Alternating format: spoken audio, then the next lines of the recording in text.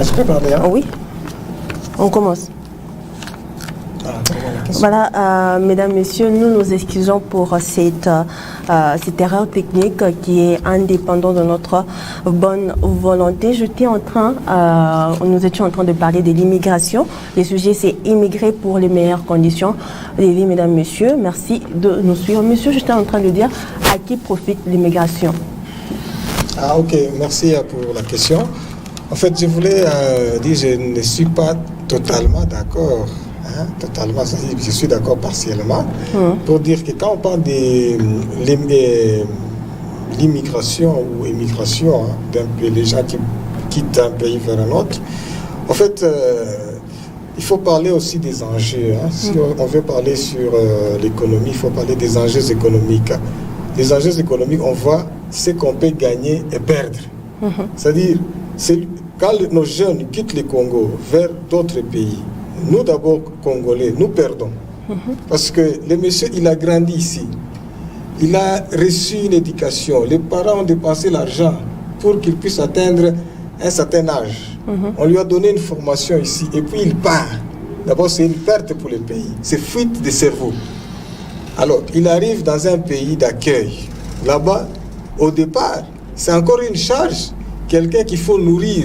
Il est là, il arrive, il n'a pas de logement, il faut chercher comment les loger. Et des fois, c'est ce qui crée même le phénomène banditisme. Des jeunes qui arrivent sans moyens, il est ambitieux, il commence à envier les autres, il ne sait pas comment est-ce que les autres sont enrichis. Comme il n'a pas de moyens, il peut commencer à tuer, à arracher les téléphones des gens.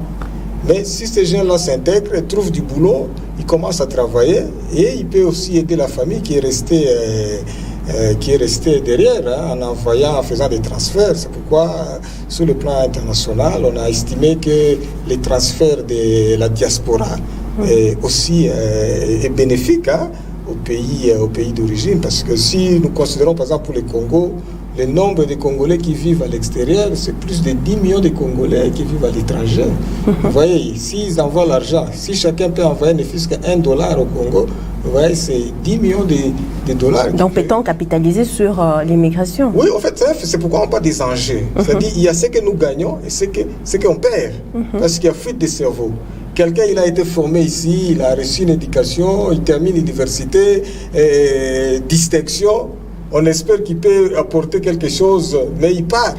Il va par exemple en France, il va quelque part, là-bas il commence à travailler, il devient meilleur, on commence à l'apprécier, mais on oublie que c'est le fruit d'un travail en amont du pays. Mais il part là-bas, on les considère là-bas. Donc vous voyez, les enjeux sont partagés. Donc il y a ce qu'on perd, il y a ce qu'on gagne. Mais même si on devait par exemple ramener tous les Congolais qui sont partis de l'extérieur vers les pays, 10 millions de gens doivent rentrer ici. On va les loger comment? Vous voyez, des fois quand les gens quittent aussi, ils laissent aussi un vide que les autres peuvent occuper en matière d'emploi, comme il n'y a pas assez d'emploi. Donc vous voyez qu'il y a des enjeux dans ce domaine-là. On ne peut pas dire on perd totalement, on gagne totalement. Donc ce sont des enjeux. Voilà, ce sont des enjeux. Mais M. Gershom, est-il bon d'immigrer? Ça dépend de causes. Voilà. Il y a la première cause que je peux essayer de citer, dire que voilà, tout va mal chez nous, on ne soigne pas bien, il n'y a pas assez d'emplois, voilà, tout ce que j'ai dit, la sous-estimation de son territoire, là c'est pas bon. C'est-à-dire, on s'est dit voilà, si je vais en Europe aujourd'hui, parce qu'on a vu les États-Unis, on a vu California Beach, on a vu des belles constructions et tout, on s'est dit là-bas ça va. Juste la télévision qui nous a flattés, voilà. On n'a jamais été là-bas, on s'est dit il faut y aller quand même. Aller rester là-bas. On peut encourager ceux-là qui vont juste pour visiter et puis rentrer. Mais les jeunes qui se disent que voilà, aux États-Unis, je peux me faire acteur à Hollywood, des rêves, vous voyez. Là c'est pas bien. Mais si on doit émigrer pour un bon boulot, par exemple, aller travailler et rentrer au pays après et développer son pays, investir dans son pays, là, nous pouvons encourager l'immigration dans ce sens. Et M. Edo, est-il bon d'immigrer selon vous? Pour ma part, je pense qu'en prenant en compte de la situation actuelle de notre pays, je pense qu'il est bon que personnellement je puisse émigrer. Je vais donner les causes en me basant sur M. l'assistant vient de dire, les enjeux. Il y a plus de 10 ans que j'ai fini à l'université de Lubumbashi. Nous avons eu à voir les mécanismes de fonctionnement de certains cours et consorts dans ce sens-là. Nous avons vu la manière dont les étudiants se sont comportés par rapport à l'évolution des promotions. Aujourd'hui, il y a des étudiants qui ont été remerciés par la distinction, les autres ont été gradés avec des gradés, tout ça. Alors, émigrer pour les meilleurs, je pense que c'est possible. Pourquoi ? Premièrement... Donc vous êtes d'accord ? Vous pourriez émigrer pour aller dans un autre pays ? Je suis d'accord pour pouvoir le faire pour le bien de mon pays. Premièrement, en soumettant un projet, nous voyons que quoi qu'il soit bien structuré, bien développé, bien éclairé, il ne reçoit pas de financement. La première cause. La deuxième chose, les gens avec qui nous avons fini, vous voyez quelqu'un qui n'a pas distingué ici sur place, mais qui a obtenu une bourse sur Internet. Il est parti aux États-Unis. Aujourd'hui, il a un niveau excellent. Il est sollicité ailleurs par rapport au fait de rester sur place. Ça, c'est un fait qui est un élément qui est vraiment une réalité. Les structures de chez nous ne nous permettent pas de nous améliorer, d'autant plus qu'il y a le népotisme qui règne, le clientélisme, ainsi que toutes ces autres choses que je ne peux pas citer. Pour ma part, je pense que l'immigration, pour moi, est nécessaire. L'immigration pour M. Edo est nécessaire. M. Enoch, pouvez-vous répondre à monsieur? Bon, à mon humble avis, je pense que, je l'ai dit tantôt, donc immigrer, c'est en quelque sorte signer sa mort anticipée. Vous voyez, je ne vois pas vraiment avec le système. Prenons les cas comme monsieur l'assistant l'a dit. Donc quelqu'un qui a fait ses études, comme nous le sommes déjà, donc quelqu'un qui a fait ses études ici avec notre système éducatif, il s'est dit voilà, parce que je n'ai pas trouvé mieux ici, je dois aller évoluer par exemple en Afrique du Sud pour trouver, gagner ma vie. Est-ce que vous vous rendez compte réellement que cet homme va gagner sa vie réellement? Parce que moi je pense que ça laisse à désirer, c'est un peu compliqué en ce sens-là. Immigrer dans le sens que mon co-débatteur du gauche venait de dire tout à l'heure, parce que tout à l'heure il y a des informations par rapport à notre armée. Notre armée est en train de recruter des jeunes diplômés pour les envoyer c'est en Égypte pour des formations de 2 ans et puis juste après ramener l'expertise ici pour en fait faire développer le pays. Bon, moi je pense qu'en ce sens-là, je suis en fait de connivence, des concerts avec monsieur l'assistant, il l'a dit aussi. Donc moi je pense qu'en ce sens-là, ça va immigrer pour aller. La Chine aussi l'a fait dans les temps. La Chine a envoyé des gens qui ont allé prendre de l'expertise de part et d'autre et enfin ramener ça en Chine pour qu'aujourd'hui nous apprécions la Chine. Voilà. Et Monsieur Azuel, vous avez devant vous Monsieur Edo et Monsieur Enoch. Monsieur Edo est pour l'immigration et Monsieur Enoch est pratiquement contre l'immigration. Et vous, est-ce que selon vous, est-il bon d'émigrer? Bon, selon moi, l'idéal pour quelqu'un, pour une meilleure vie, l'idéal, c'est rester dans son pays. Parce qu'on est mieux servi. Mais dans les pays, il n'y a pas justement des opportunités. Je veux me défendre. Oui. On est mieux servi que c'est soi que c'est l'autre. Même personnellement, imaginez vous êtes chez vous, vous allez rester chez votre grand frère. Mais où est-ce que vous serez à l'aise? Chez vous, parce que vous voulez vous déplacer, vous voulez aller dans notre chambre, vous voulez manger quelque chose, vous mangez, vous êtes libre. Imaginez quand vous quittez d'abord votre pays, vous arrivez dans un autre pays, vous êtes mal à l'aise. Il faut présenter des papiers, on doit vous contrôler, vous venez d'où, vous n'êtes pas à l'aise, donc vous vivez, donc vous ne vous sentez pas à l'aise. Mais ici sur place, vous êtes au pays, dans votre pays, vous pouvez vous déplacer facilement et sans contrainte. Et d'ailleurs, il y a beaucoup d'opportunités ici au pays pour qu'on se retrouve. Ce qu'il faut, à un certain moment, on demande aussi aux jeunes de savoir un peu capitaliser ce que nous avons comme moyen ici sur place. Si il y a des jeunes qui quittent le Congo pour aller s'installer à l'étranger, mais n'oubliez pas qu'il y a beaucoup d'étrangers qui viennent saisir les mêmes opportunités que vous avez laissées au pays et ils les exploitent et ils gagnent de l'argent. Vous voyez, c'est paradoxal. toi, tu quittes, tu vois l'étranger, mais l'étranger, lui, il trouve bien. Là où toi, tu as quitté, il dit non, là-bas, c'est mieux. Et quand on demande à un étranger de quitter le Congo pour rentrer, il pleure, il dit, mais ici, c'est un paradis. Hein? Je suis à l'aise au Congo, les étrangers disent ça.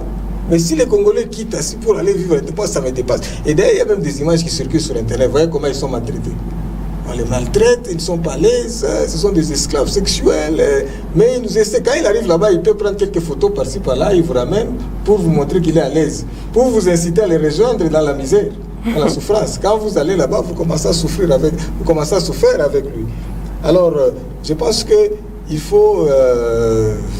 Il faut demander aux jeunes qu'ils voient comment sur place il y a la vie. On peut encore vivre mieux dans son pays. Oui, justement, monsieur, avant de vous donner la parole, j'aimerais que monsieur Edo puisse réagir aux propos de monsieur Azuel. Monsieur Edo, qu'est-ce que vous avez à dire? Oui, je pense que chacun est libre de s'exprimer. Oui. Et je voudrais aussi donner ma contribution par rapport à tout ce que mes deux prédécesseurs viennent de dire. Je ne pense pas que les étrangers peuvent travailler dans les mêmes conditions que nous-mêmes qui sommes ici. Regardez sur le plan d'affaires, comment est-ce que les étrangers que nous disons trouver mieux ici et nous-mêmes. Et ils sont protégés, ils ont une main visible quelque part. Et au détriment même de ceux avec qui ils travaillent. Ça, c'est un premier élément. Le deuxième élément, les flux migratoires sont nécessaires pour le développement mondial. Donc je suis tout à fait d'accord avec ça. Quand les gens quittent chez eux pour venir ici, dès que nous quittons chez nous pour aller ailleurs, ce changement-là, ce mécanisme de mutation est nécessaire pour pouvoir équilibrer la population mondiale.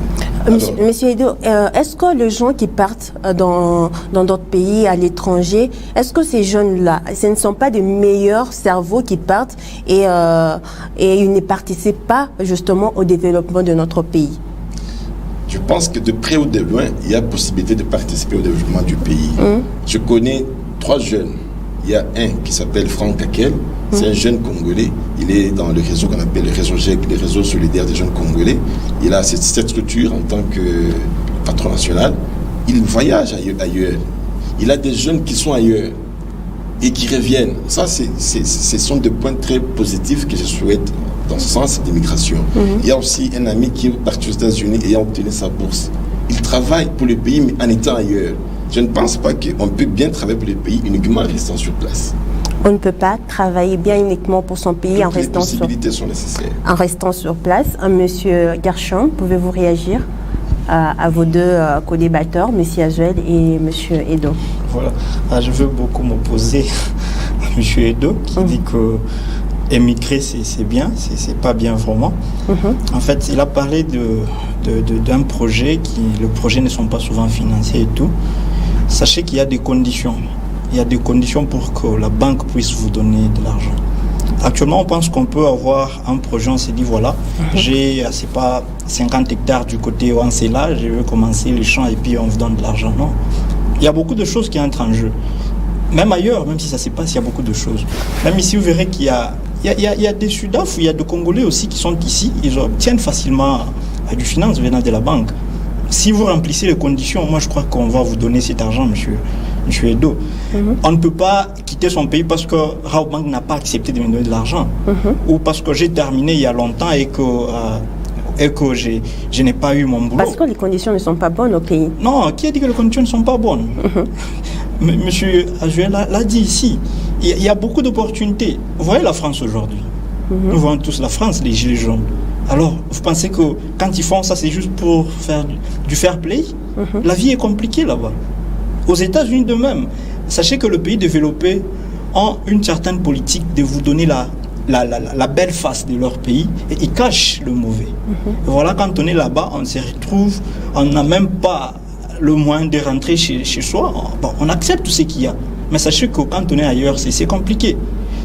Et surtout lorsque vous y allez comme, je sais pas, vous n'avez pas vos papiers en règle et tout. Parce que si vous êtes chômeur ici, où est-ce que vous allez trouver le moyen de transport pour aller en Europe? C'est-à-dire vous allez chercher à vous faire passer pour un sans-papier.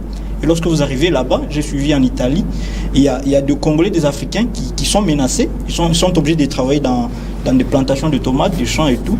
Si tu refuses des salaires et tout, c'est quand tu es dans là-bas, on va te dénoncer. Vous voyez, et là, on va te chasser du pays. C'est-à-dire il faut beaucoup réfléchir. s'il faut vraiment y aller pour travailler et investir au pays, là nous pouvons encourager.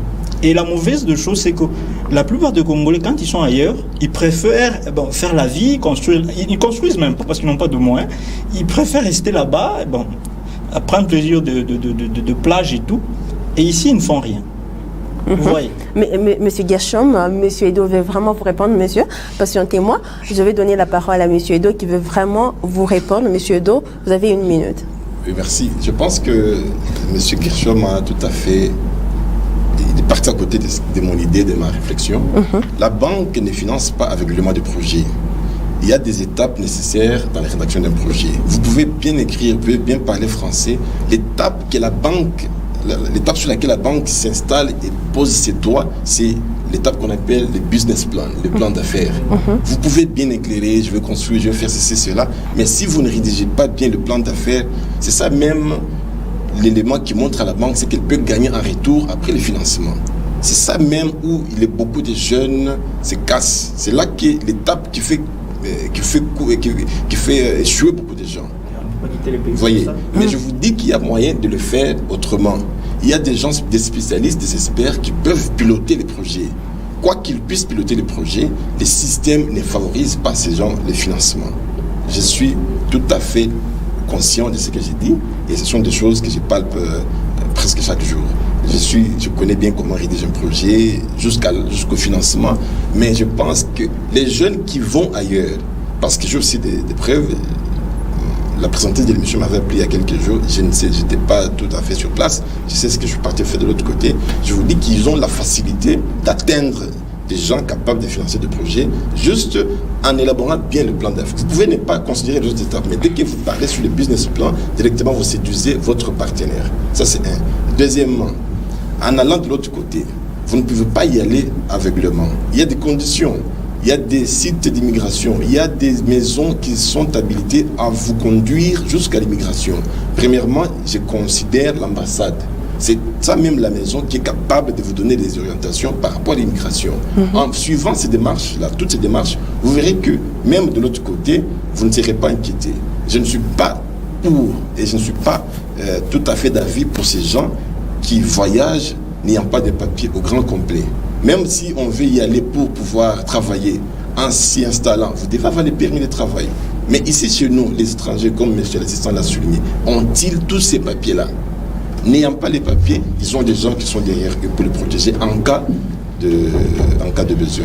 Alors, je pense que... Il nous reste pratiquement 3 minutes avant de conclure cette émission. Je vais poser une question assez importante. Est-ce que ce n'est pas l'État congolais qui est en train d'encourager l'immigration?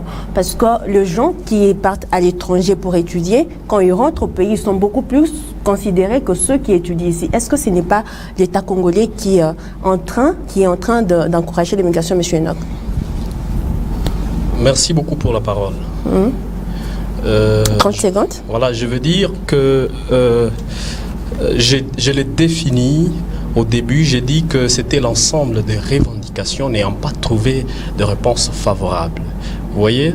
Donc, à mon humble avis, je pense que il faut créer des forums, il faut créer des consortiums, il faut créer de plateformes sur lesquelles justement nous devons partager, nous devons émettre nos problèmes, de peur que l'État congolais puisse aussi intervenir dans le problème de la jeunesse. Monsieur Azuel, je vous pose la même question. Okay, L'État merci. congolais?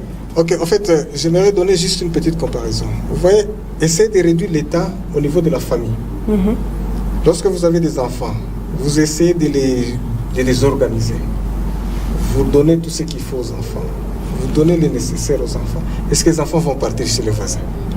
Il y a tout, il y a la télé, mais lorsque il n'y a pas de courant, il n'y a pas de l'eau, il y a les jeunes, ils voient la télé, les autres, si toutes les photos, l'autre est parti, commence à présenter, tu vois ici, nous sommes bien. Il a aussi tenté de partir. Donc, en tout cas, l'État est responsable de beaucoup de choses. Si aujourd'hui les jeunes quittent, c'est parce qu'on se rend que les jeunes ne se retrouvent pas. Mais qu'à cela ne tienne, il y a encore des opportunités aussi. Là où vous ne vous retrouvez pas, les autres se retrouvent. Mais l'État est responsable, c'est ce que je peux dire. Et Monsieur Gershom, selon vous? Ok, d'une part, je dirais que c'est l'État congolais sur le plan scientifique Parce qu'actuellement, les entreprises, on pense que si quelqu'un est allé étudier en Afrique du Sud, il a une tête bien formée que celui qui a étudié au Congo. Là, l'État ne doit pas encourager cela. On doit favoriser aussi, on doit dire que voilà, celui qui a étudié au Congo est capable de faire ça, est capable de faire ça. Et d'une autre part, c'est pas l'État, c'est la responsabilité de chaque personne. Quand on s'est dit, comme je l'ai dit, on est flatté par la télévision, on a suivi je sais pas quoi, et du coup on s'est dit voilà, papa a 2 mois, je dois aller aussi habiter dans le pays des Novelas. Voilà. Et les conséquences de l'immigration, 3 minutes, ce sera votre mot de la fin. 30 secondes. Voilà, les conséquences, je pense que sont très négatives, parce que c'est notre pays qui sera en train de perdre. Et surtout lorsqu'un pays est en train de perdre sa jeunesse, la main d'œuvre vient de la jeunesse, pas de vieux. Et c'est pas bien vraiment l'immigration, je ne peux pas encourager cela. Au moins y aller et puis rentrer pour développer le pays. Et Monsieur Edo, selon vous, les conséquences de l'immigration? Oui, les conséquences sont néfastes quand on immigre ou on immigre sans remplir les conditions, surtout quand on n'a pas tous les papiers complets. Mais en émigrant ou en immigrant, lorsque les conditions sont réunies, je pense que cela favorise les développements tant personnels que communautaires. Dans tous les cas, pour le souligner, comme vous avez dit, l'État est en grande partie vraiment responsable de cette immigration pour les jeunes. Parce qu'il est impossible que les gens qui quittent chez eux pour venir ici construisent des grandes maisons qui coûtent des millions de dollars et d'euros, mais que ceux qui résident sur place n'en ont pas et continuent à commander auprès de ceux qui viennent d'ailleurs. Alors l'État doit réorganiser. Les structures doivent se développer, doivent être accessibles aux jeunes. Et dans cette façon-là de travailler, je pense que les choses peuvent bien s'équilibrer. Merci. Et M. Enoch, votre mot de la fin? Merci. Les conséquences sont pratiquement négatives parce que ça touche le particulier, c'est-à-dire celui qui immigre, et ça touche aussi l'État. Vous allez vous rendre compte, comme mon prédécesseur l'a dit, donc la jeunesse, c'est l'avenir de demain. Donc l'État a la responsabilité de créer des structures d'encadrement pour engager les jeunes, pour organiser et orienter en fait les jeunes. Moi, je prends ce tout. Merci. Et vous, votre mot de la fin? En fait, les conséquences sont énormes. Prenons un papa qui a un fils, il a soutenu école primaire, secondaire, universitaire, tout ce qu'il a dépensé comme moyen, et puis après, l'enfant part à l'étranger. Vous voyez un peu, le papa est presque vieux, et l'enfant est parti. Il arrive à l'étranger, et au lieu d'épouser même sa sœur, c'est-à-dire, mais elle prend la femme qui n'est même pas de son pays, automatiquement c'est fuite totale, même des origines, comment est-ce qu'on appelle, de la culture, hein? C'est-à-dire on perd des repères. Et vous verrez que dans tout ça, même la famille des fois ne se retrouve pas. Le monsieur qui est parti, des fois, il ne trouve pas de moyens, il n'envoie presque rien à la famille. Ce qu'il envoie, ce sont des miettes. Et on ne se retrouve pas, les pays ne se retrouvent pas. C'est peut-être les pays d'accueil qui peut-être se retrouvent. Si le monsieur est intelligent, il peut créer de la valeur. Il se retrouve. En fait, vous voyez que le papa a fait un travail vain. Faire grandir un monsieur, arriver au niveau de il est parti. Mais il y a aussi des bénéfices. Hein. Si vraiment celui qui est parti, il peut trouver un emploi, et c'est un peu de racheter, récompenser les pays, récompenser la famille. Et moi, j'aimerais soutenir l'immigration temporaire. C'est-à-dire partir pour un temps, acquérir de l'intelligence, acquérir de la valeur et rentrer pour valoriser son pays, pour valoriser sa famille. Là, c'est mieux. Non pas partir pour ne plus revenir, ça, moi, je n'encourage pas. Merci. Il faut revenir au pays. On a besoin de tous ces jeunes qui reviennent. Non pas revenir pour qu'on les prenne en charge, qu'ils viennent nous démontrer ce qu'ils ont appris là-bas. Qu'ils reviennent avec des capitaux pour investir et créer des entreprises. Hein? Oui, parce que... Ok, merci. Merci beaucoup, chers invités. Merci d'avoir accepté mon invitation. Nous sommes arrivés à la fin de cette émission. Mesdames, Messieurs, merci également à vous de nous avoir suivis. On se retrouve la semaine prochaine pour une autre émission. Restez fidèles à Wangu. Au revoir. Merci.